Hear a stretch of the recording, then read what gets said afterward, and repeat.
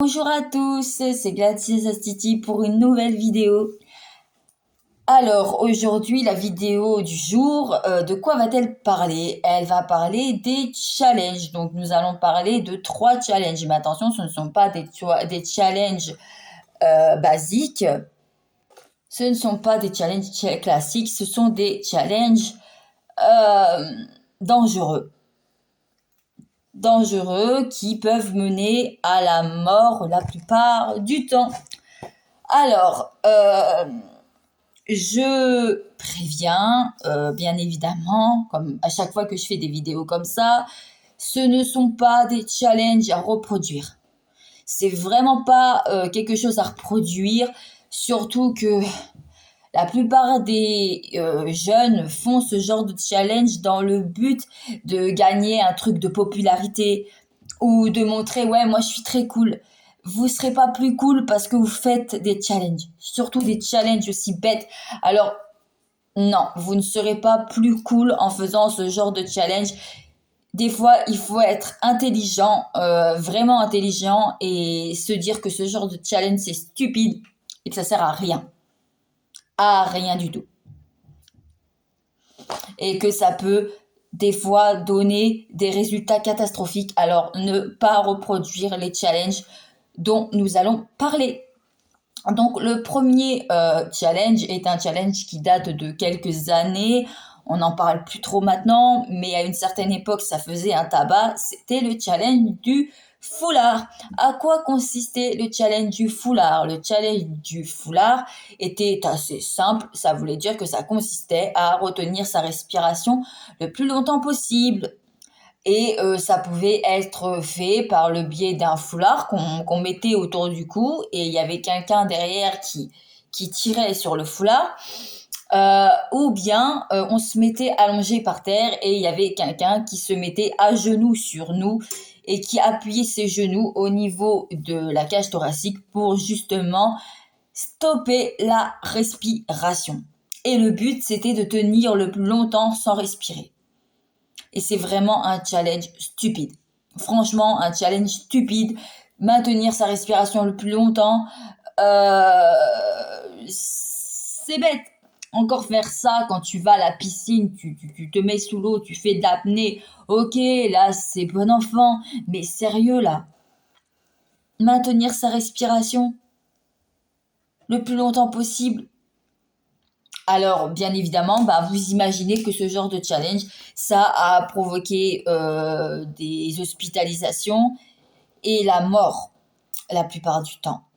Parce que les personnes maintenaient tellement leur respiration qu'à un moment donné, elles s'évanouissaient et pour la plupart du temps, elles mouraient. Et c'était un vrai fléau à l'époque. Hein. À l'époque, il y avait énormément de jeunes qui faisaient ce genre de challenge. Alors pour les plus chanceux, ils avaient rien, ils tombaient, ils s'évanouissaient. Et pour les moins chanceux, soit ils se retrouvaient à l'hôpital, soit ils mouraient, hein, tout simplement. D'ailleurs, il y a eu le cas d'un petit garçon qui s'est pendu dans sa chambre et qui s'est pendu pourquoi? Pour faire ce challenge et qui a été retrouvé par ses parents. Donc voilà, ça n'a pas vraiment de logique de faire ce genre de challenge. Je comprends même pas comment on peut faire ça, quoi. Enfin, je vois pas ce que ça a de drôle, je vois pas ce que ça a d'amusant de retenir sa respiration, quoi. Enfin, je sais pas. Je comprends pas. Je comprends pas. Donc voilà, challenge à ne surtout pas reproduire, évidemment. Deuxième challenge qui, lui, s'appelle le Blue Whale Challenge. Excusez-moi pour la prononciation, en anglais, je suis nulle. Blue Whale, qui veut dire baleine bleue. Donc je vais dire baleine bleue, le challenge de la baleine bleue. Voilà, c'est plus facile pour la prononciation. C'est quoi le challenge de la baleine bleue? C'est un challenge qui consiste à contacter une personne sur WhatsApp, un numéro. C'est un peu dans le même style que Momo d'ailleurs. Et cette personne va te donner 50 challenges à faire pendant 50 jours. Et ça va commencer du challenge le plus soft au plus dark. Voilà, ça va commencer par se lever en pleine nuit pour mettre une musique triste, rester une journée sans parler à personne. Enfin, c'est un peu chaud ça quand même. Voilà, c'est que des challenges comme ça qui, plus ça va avancer et plus ça va devenir un peu plus chaud, comme par exemple le fait de se scarifier. Par exemple, il y avait des challenges de se scarifier et franchement, j'ai vu des photos et des vidéos de personnes qui ont fait ce genre de challenge et c'est incroyable de voir que quand elles se scarifient, c'est pas la petite entaille, c'est vraiment tout l'avant-bras. Des centaines des centaines d'entailles sur tout l'avant-bras avec beaucoup de saignes, enfin avec qui saignent hein, forcément et c'est tout simplement impensable de faire ce genre de challenge, surtout que le dernier challenge, donc le 50e, ça consiste à se donner la mort. Tout simplement. Tu vas faire des challenges pendant 50 jours et le 50e jour, tu dois te tuer. Et je blague pas, c'est vraiment ça. Cette personne qui était derrière ce numéro était assez machiavélique pour dire aux personnes, le 50e jour, ben, tu te tues maintenant. C'est la finale. Tue-toi. Alors ça, moi, ça me tue et je me dis que la plupart des jeunes qui ont fait ce challenge ne savaient pas que la finalité serait si...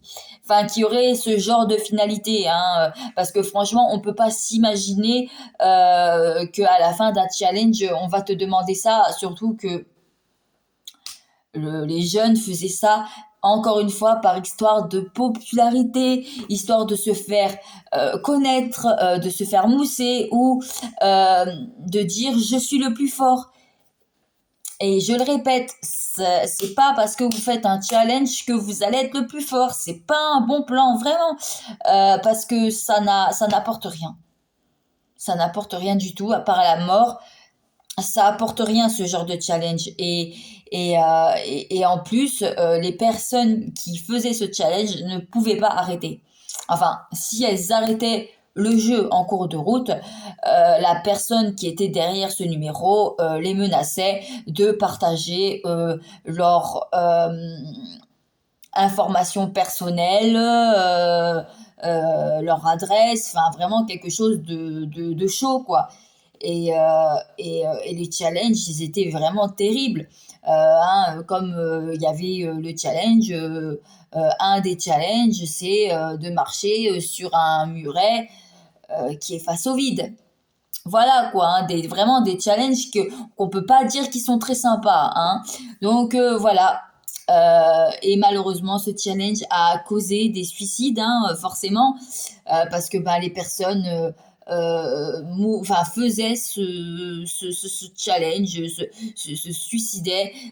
C'est vrai que j'arrive pas trop à comprendre comment on peut en venir à cette banalité-là, même si c'est vrai que la personne va te menacer avec des informations personnelles, en venir au point de te tuer parce que la personne te tue et en plus tu vas pas mettre fin à tes jours comme tu le veux toi. Ah non, c'est la personne, c'est je vais appeler ça le gourou.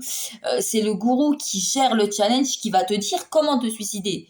Ici, il te dit tu te pends, tu te pends. S'il te dit tu sautes par la fenêtre, tu sautes par la fenêtre. Enfin, voilà, c'est lui qui décide de comment tu dois mourir et c'est vraiment terrible ce truc. C'est pour ça ne le faites pas. Et heureusement, la personne qui était derrière ce compte a été retrouvée.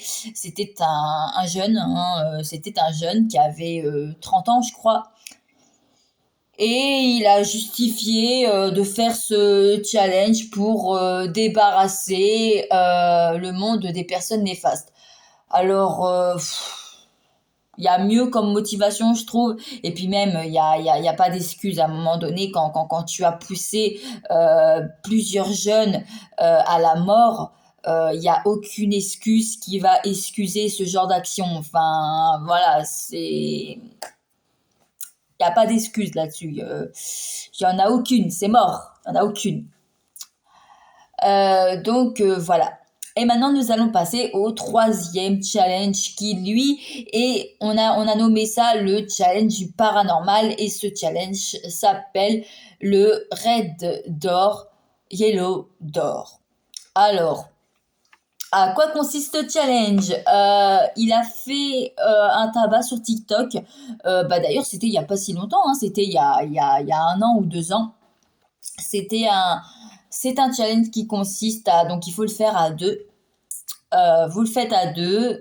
Il y a une personne qui se met à genoux, qui met un coussin sur ses genoux. La personne met sa tête sur le coussin et la personne va effectuer un massage au niveau des tempes circulaires et elle va répéter en boucle red door, yellow door, any, hauteur, color door. Bon, excusez-moi pour la prononciation encore une fois, mais en anglais je suis nulle. Donc la personne doit répéter cette phrase en boucle jusqu'au moment où la personne va rentrer dans un état de transe, si vous voulez. Elle va rentrer dans un état de transe et à partir de ce moment-là, la personne doit poser des questions. D'ailleurs, les noms qui sont donnés au rôle des personnes qui font le challenge, c'est quand même chelou. Il y a le guide, donc ça c'est la personne qui va poser les questions et qui va répéter cette phrase en boucle. Et il y a le cobaye, qui est la personne allongée qui va être mis dans un état de transe. Donc déjà le cobaye, ça fait un peu bizarre quand même comme nom. C'est un peu effrayant, faut pas se le cacher. Et du coup, cette personne, elle va être mise dans un état d'inconscient. Et là où c'est dangereux, si vous voulez, c'est que, comment vous expliquer? Dans notre cerveau, on a plusieurs états. Donc, il y a l'état de conscience. Donc, l'état de conscience, c'est quand on se lève le matin, nos pensées, nos actions, aller travailler, rentrer chez soi, faire la bouffe. Enfin, voilà, c'est notre fonctionnement le plus basique. Après, il y a le subconscient le subconscient, c'est nos pensées, nos rêves, nos émotions. Voilà, c'est vraiment le subconscient. Et il y a l'inconscient. L'inconscient, c'est l'inconscient, c'est c'est quand on dort tout simplement. Donc quand on dort, les cauchemars, voilà tout ça, voilà les rêves, le cauchemar, tout ce qui fait partie de notre inconscient justement. Donc pour que vous puissiez mieux comprendre, vous prenez un arbre et vous prenez donc le tronc avec les feuilles. Le tronc et les feuilles, c'est l'état de conscience. Les racines qu'on voit, qui vont sous terre, mais qu'on voit, ça, c'est le subconscient. Et les racines qui sont sous terre et qu'on ne voit pas, ça, c'est l'inconscient. Et l'inconscient, comme c'est pas un état qui est très facile, qui est pas très facile de rentrer dans ce genre d'état parce que c'est un état qu'il faut aller chercher et c'est vraiment un état de transe. Et là où c'est dangereux, c'est que quand on est dans cet état, on va délirer. Oui, délirer. On va voir des portes de plusieurs couleurs et on va devoir choisir dans laquelle pièce rentrer. Et la plupart du temps, quand on rentre dans une pièce, soit elle est toute noire ou elle est toute blanche. Et on va peut-être rencontrer des personnes aussi, un vieux monsieur, une vieille dame. Et c'est des moments où la personne, donc le guide justement, est censé réveiller la personne. Il faut qu'elle réveille la personne parce que à partir du moment où elle rentre dans une pièce noire, où elle rencontre un homme ou une vieille dame, là, il faut à tout prix réveiller la personne parce qu'il y a des risques, si vous voulez, que la personne ne se réveille pas. Enfin, qu'on ne puisse pas la réveiller et qu'elle reste coincée dans cet état d'hypnose et qu'elle reste plongée dans son délire.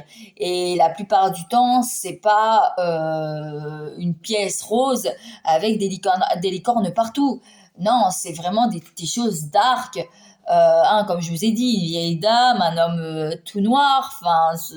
Je sais pas. Enfin, moi, j'ai pas trop envie de faire ce genre de rêve. Ça me tente, mais pas du tout. Et du coup, bah, il y a ça. Et donc, il n'y a pas vraiment de but, en fait, dans ce challenge, en fait. C'est juste histoire de connecter avec son inconscient. Donc, je comprends pas. Je comprends pas à quoi il sert, ce challenge. Franchement, je comprends pas. Et là où c'est quand même assez dark, c'est que on dit il y a de grands physiciens qui ont dit que si vous voulez, nous on a dans notre être, on a deux personnalités. On a enfin deux personnalités, je sais pas, mais on a tous en nous. Et ça, je pense que c'est réel, hein, on peut le remarquer, c'est qu'on a tous une part sombre en nous. On a tous quelque chose, on a tous une part de sombre en nous. Et justement, cet état fait qu'on est dans ce mécanisme, on est dans on explore la part sombre de nous-mêmes. En gros, c'est un peu ça. Et c'est là où c'est dangereux. C'est parce qu'il y a des risques que tu ne sortes pas de cet état et que tu restes coincé. Il y en a même qui, de ce qu'on raconte, il y en a même qui ont fini dans le coma parce que ils restent coincés dans cet état d'hypnose, d'inconscient, et c'est vraiment dangereux, quoi. C'est pour ça que ce n'est vraiment pas un challenge à reproduire sous aucun prétexte, parce que justement, c'est visiter le dark web de notre cerveau. Voilà, je vais l'expliquer comme ça. Voilà, le dark web voilà, c'est ça. C'est explorer le dark web de notre esprit, et c'est vraiment pas une bonne chose à faire. Enfin, moi, ça me tenterait pas, hein, de voir la part sombre de moi-même. Donc, encore une fois, je ne comprends pas à quoi sert ce challenge. Franchement, tu gagnes rien en plus. Donc, à part à te faire bien peur, tu gagnes pas grand-chose en fait. Et moi, je préfère vachement me faire peur en regardant un film d'horreur ou en faisant des attractions à haute sensation, que de faire un challenge, de me mettre dans un état de transe et d'explorer la part sombre de mon cerveau, quoi. Franchement, c'est vraiment pas le bon truc. Donc, il y a eu beaucoup de TikTok, hein, qui montrent la démonstration de ça. Mais je dirais que c'est un fake parce que pour rentrer dans cet état-là, il faut beaucoup de temps, hein. Des fois, ça prend quand même plusieurs heures avant qu'on arrive à plonger une personne dans une transe à proprement parler. Et bien évidemment, il y a des conditions à respecter. Il faut être dans un environnement un peu sombre, allumer des bougies ou une petite lumière ambiante, mais il faut pas être en pleine lumière comme là. Non, c'est vraiment, il faut suivre des règles bien précises. Donc voilà. C'était le dernier challenge que j'allais vous parler. Donc voilà, Là, je vous ai nommé 3 challenges les plus dangereux, mais ce ne sont pas les seuls, hein. D'ailleurs, je vous ai parlé, hein, du Momo Challenge, le Ghost Pepper Challenge aussi, je vous en avais parlé aussi de celui-là. Donc voilà, c'est plein de challenges qui ne sont surtout pas à reproduire. Il n'y a il y a rien d'avantageux à reproduire ça. C'est tout simplement débile, ça ne sert à rien. Alors surtout, ne reproduisez jamais ces challenges. Vous ne serez pas plus intelligent et vous ne serez pas plus fort en les faisant. Voilà. Bon bah voilà, c'est la fin de la vidéo. J'espère qu'elle vous aura plu.